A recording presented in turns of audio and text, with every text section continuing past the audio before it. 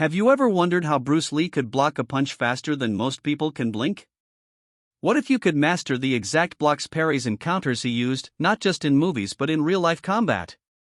In this video we're diving deep into Bruce Lee Jeet Kune Do, not just the philosophy but the exact techniques of defense and counterattack that made him a living legend.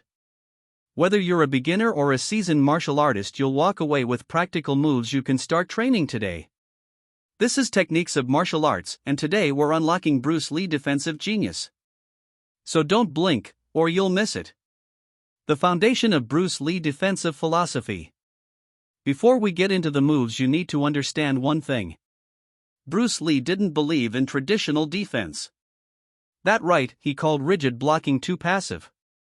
In Jeet Kune Do, defense is fluid, fast, and almost always sets up a counterattack. Lee once said the best defense is a strong offense.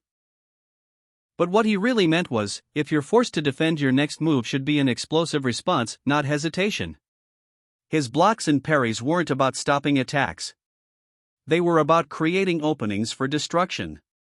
Now let's step into his world. Intercepting the attack, the core of Jeet Kune Do. The word Jeet in Jeet Kune Do means to intercept. So right off the bat, you're not just blocking. You're cutting into the opponent attack. Bruce Lee trained to hit at the exact moment his enemy committed. This is what made him look like he was moving in slow motion while his opponent froze in place. Here's how you start thinking like Bruce.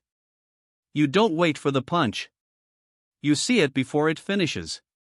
You intercept it and fire back. This brings us to the first essential move. The stop hit, Bruce Lee's signature intercept. One of Bruce Lee's favorite techniques was the stop hit. It not a block. It not a parry. It a strike timed perfectly as the attack comes in. Let's say your opponent throws a jab. Bruce wouldn't step back, he'd explode into the line of the jab with a straight lead punch. That's how he trained to knock people off their base before they could even finish their punch. He used it with his famous lead hand, which he called the closest weapon to the opponent. It was all about speed and timing, and Jeet Kune Do entire defensive system flows from that idea.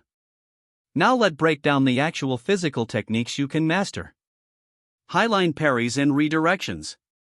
Bruce Lee didn't believe in hard blocks, they waste energy and can injure your limbs.